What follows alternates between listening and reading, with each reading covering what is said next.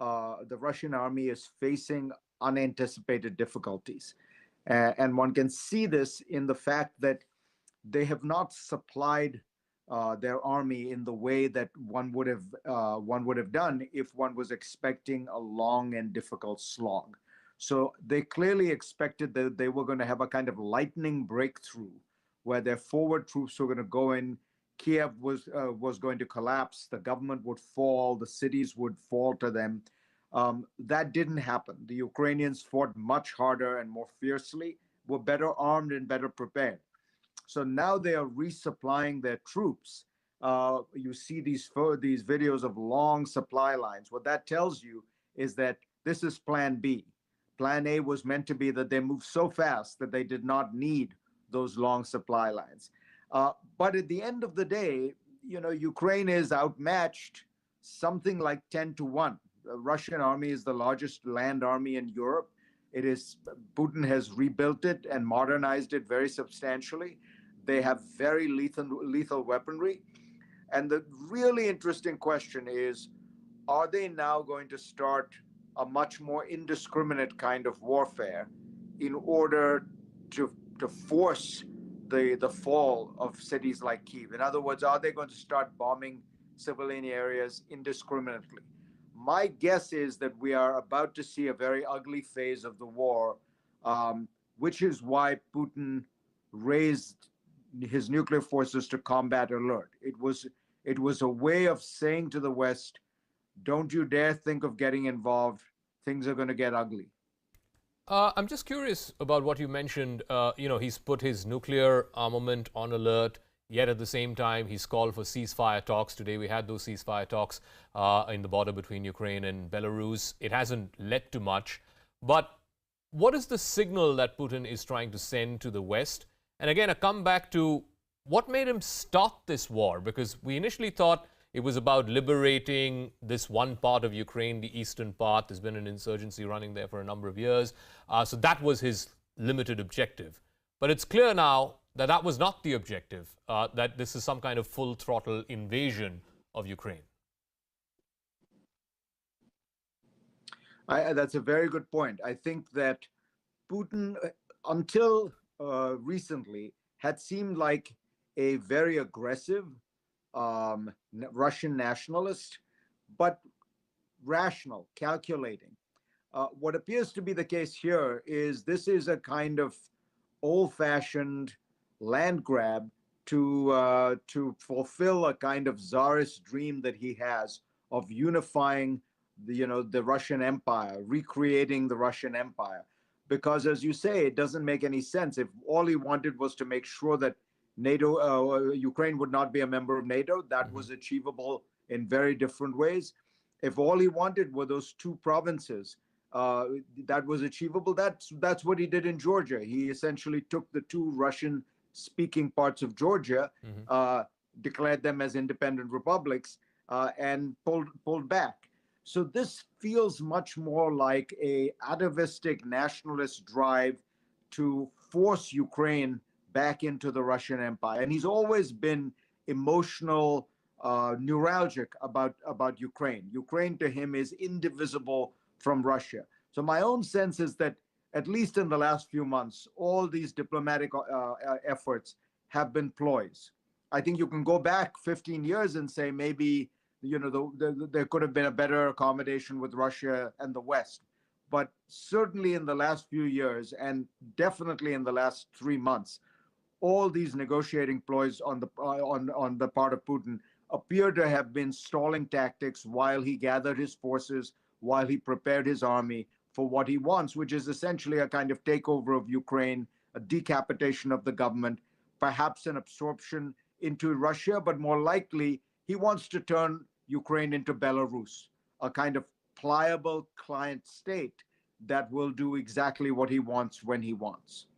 So now as he stands at the end of day 5 of this military invasion, and he's got to make this very difficult choice, as you said, does he go in full throttle and attack and capture the capital, Kiev? Because that would also mean a large number of unintended consequences, civilian casualties being top of that. You think he's prepared for the next few months of, urban warfare, Russian troops taking on guerrilla armies of Ukrainians?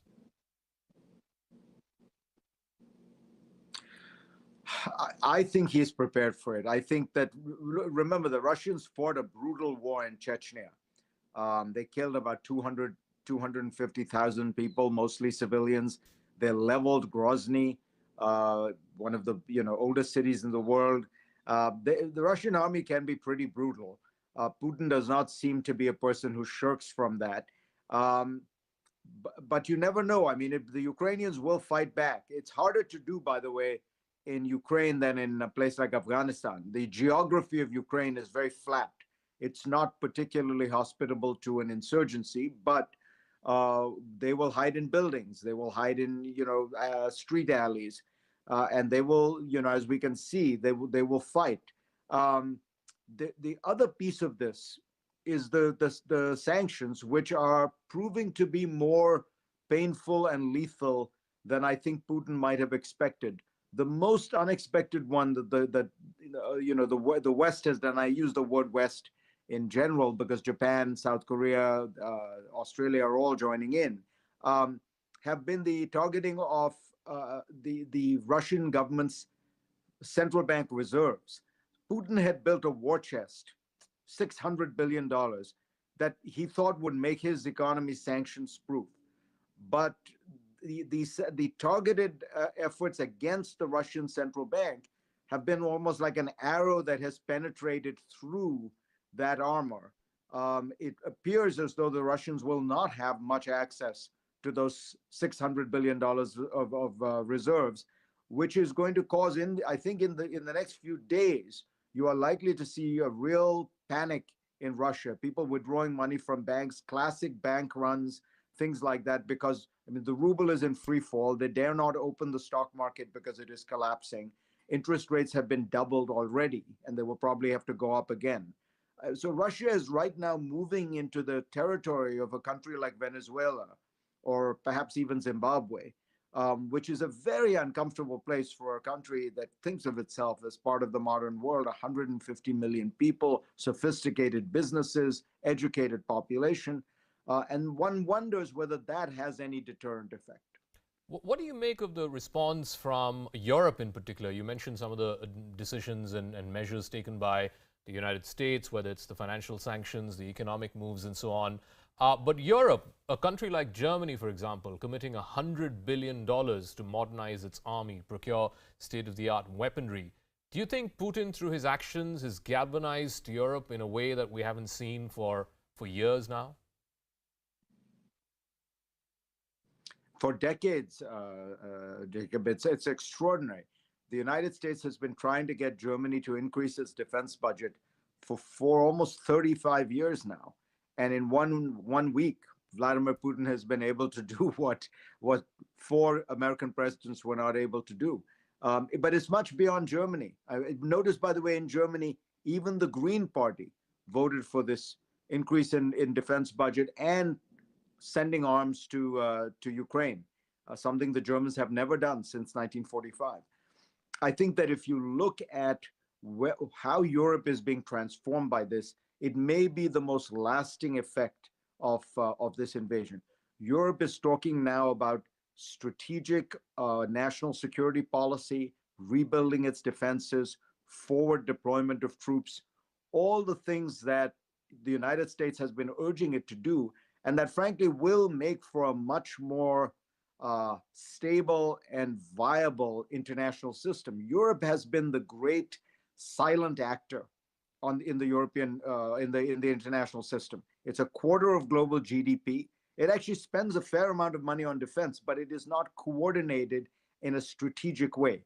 If that begins to happen, you now have slowly the emergence of a new superpower in the world. We talk a lot about the superpowers we know of, but this is the latent superpower that has liberal values, that wants to maintain the rule-based international system, but that has always been a passive non-actor on the international stage.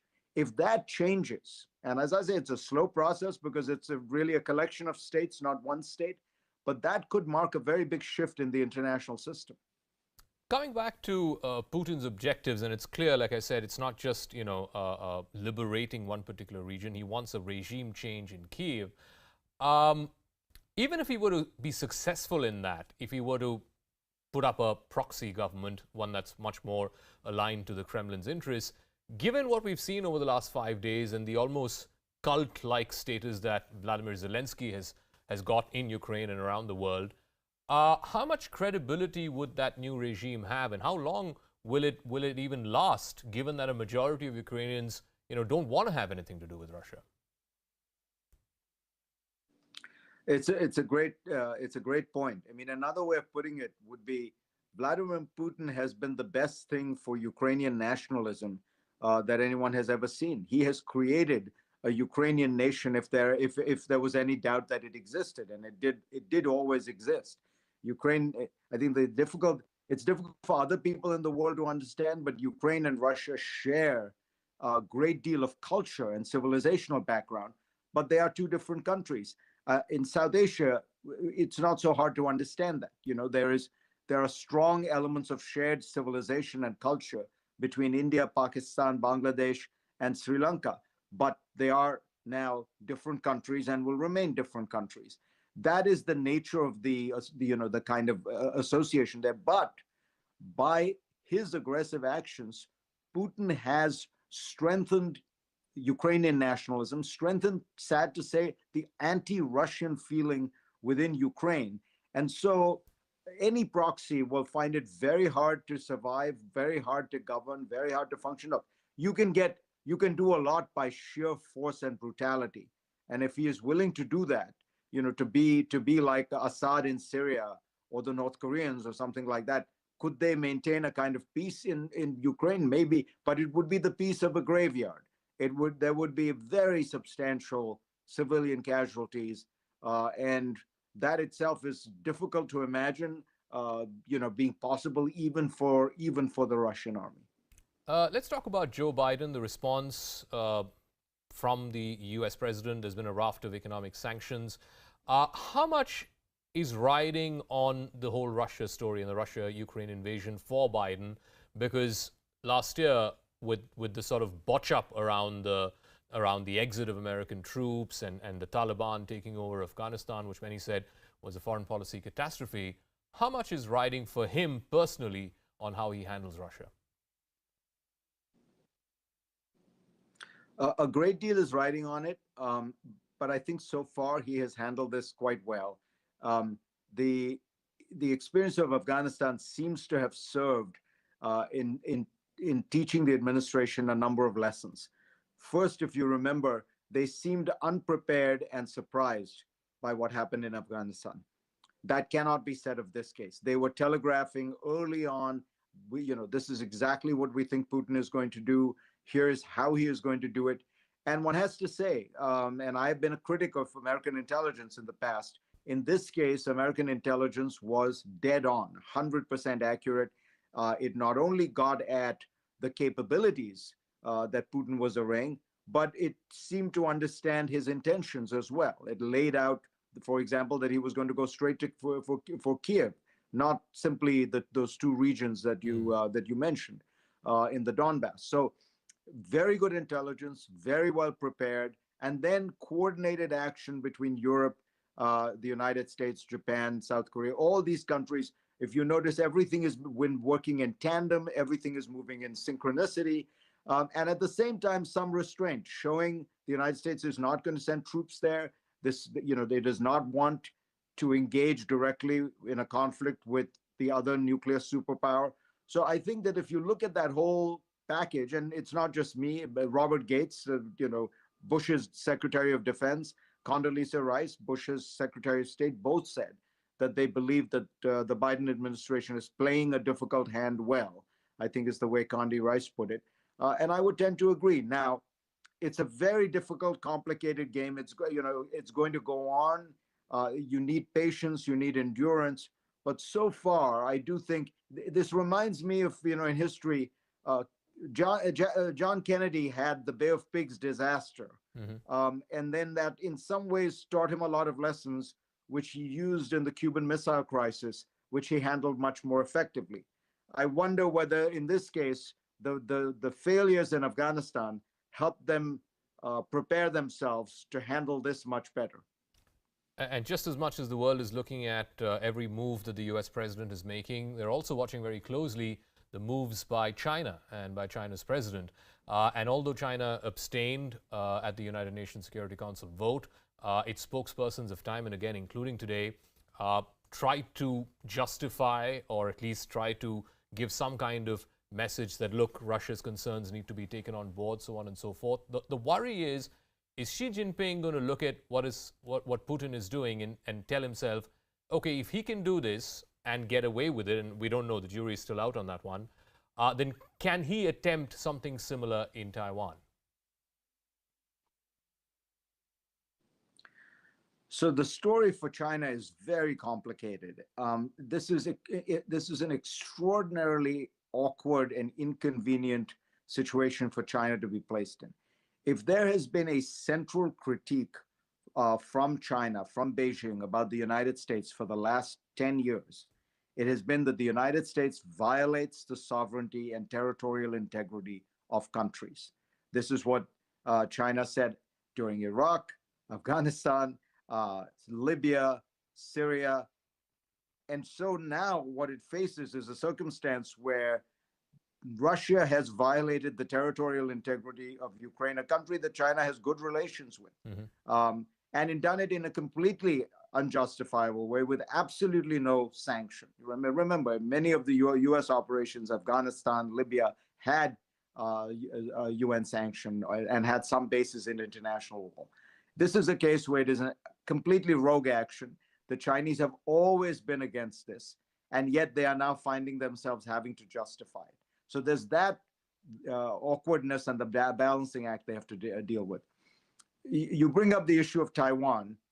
Yes, I mean, at some level, if there is a breakdown in the rules-based international system, it becomes easier for China to take over Taiwan. But I don't think it's as simple as that. First of all, China benefits enormously from the rules-based system, from global trade. You know, China is not a rogue state in the same way that Russia is. Secondly, China is, I would argue, smarter than Russia on these issues, is more long-term, more strategic. They face all the challenges in Taiwan that you were asking me about in Ukraine. They face a population that does not want to be ruled by Beijing. They face a heavily armed population, an army that is very well trained, that has been practicing for this for decades, that is armed by the United States for decades. So for them too, while again, that's probably a 20-to-1 advantage. The Chinese would be able to overwhelm Taiwan, and they would be able to take it, but it would be a Pyrrhic victory. What would they have gained by again, it would be a prison house that they would have to maintain in Taiwan. So I don't think they are looking at this as an opportunity to make a move. For the most part, and in the short term, certainly, this is extraordinarily inconvenient for China. This is they look completely hypocritical on the world stage, and it would be very difficult for them to argue one more, the next time around. It would be very hard for them to talk about territorial integrity and sovereignty being the cornerstones of Chinese foreign policy, when in the most blatant breach that has taken place since 1945, China refuses to even call it an invasion. So China was one of the countries that abstained at the vote at the UNSC last week. The other country was India, and I'm curious to know what you think of that decision, because there is one school which says, I mean, how can you abstain from a vote when there has been an invasion on the territorial integrity and sovereignty of another country? Yet at the same time, and the reality is that even today, India is dependent on Russia overwhelmingly for its defense needs. So do you allow pragmatism to kick in? I'm just curious to know what you think of the way India voted at the UNSC. I think India's situation is awkward and also like China. I think ultimately it's disappointing. For one thing, India has always presented itself as a moral leader. It is the world's largest democracy. It is a country that has always believed in the international system. And in this blatant violation, for India to be on the sidelines, hemming and hawing, is sad. I think there might have been a way for it to affirm its friendship with Russia, but at the same time say this particular action we condemn. I understand the problem. I understand that India has very close defense ties with Russia. They go back a long way. The Indian Air Force, the nuclear subs, the aircraft carriers. So I think this may be an opportunity. Let's set the short-term moment of the UN vote aside for India to ask itself, is that the right place for India to be going forward? Strategically, the greatest challenge India faces in the decades to come is the rise of China. Yeah. And in an environment where China and Russia have forged an alliance without limits, those are their own words, should India really be entirely dependent for its defenses on Russia? It feels like that there is, that is not the wisest strategic course, given that most likely in the foreseeable future, India will need deterrent capacity against Russia's great ally, China. Wouldn't it make more sense for India to strategically realign itself more toward the United States, more toward the West, more toward its fellow democracies, and away from this autocratic alliance of Russia and China?